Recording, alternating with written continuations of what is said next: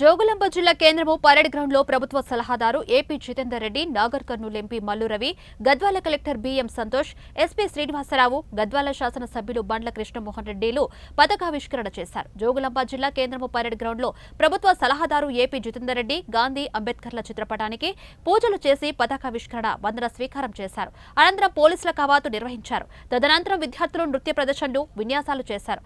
తదనంతరం అవార్డులు అందజేశారు. ఈ సందర్భంగా ఏపీ జితేందర్ రెడ్డి మాట్లాడుతూ 78వ స్వాతంత్ర శుభాకాంక్షలు తెలిపారు.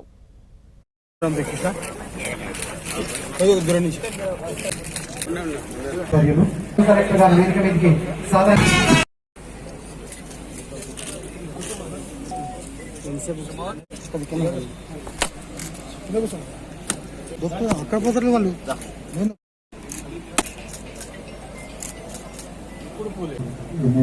శాసనసభ్యులు మరియు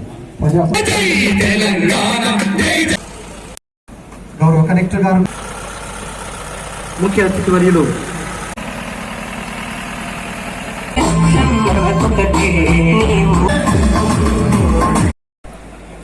భారత 78వ స్వాతంత్ర దినోత్సవ వేడుకల సందర్భంగా హాజరైన స్వాతంత్ర సమరయోధులు, గౌరవ శాసనసభ్యులు, శాసన మండలి సభ్యులు, ఎంపీ గారు, ఇతర ప్రతినిధులు, అధికారులకు, విద్యార్థులకు,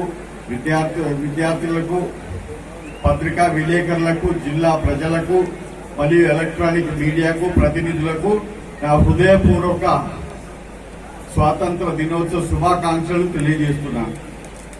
పూజ్య బాపూజీ కలలు కన్న రోజు, ప్రతి పౌరుడు జాతీయ అభివృద్ధికి తన వంతు బాధ్యతగా అంకితమయ్యే ఈ రోజు స్వాతంత్ర సాధనలో ప్రాణ త్యాగాలు చేసిన మహనీయులు వాళ్ళకు శ్రద్ధాంజలి ఘటిస్తూ 3 రంగుల జెండాను సగర్వంగా ఎగిరవేసే పవిత్రమైన రోజు.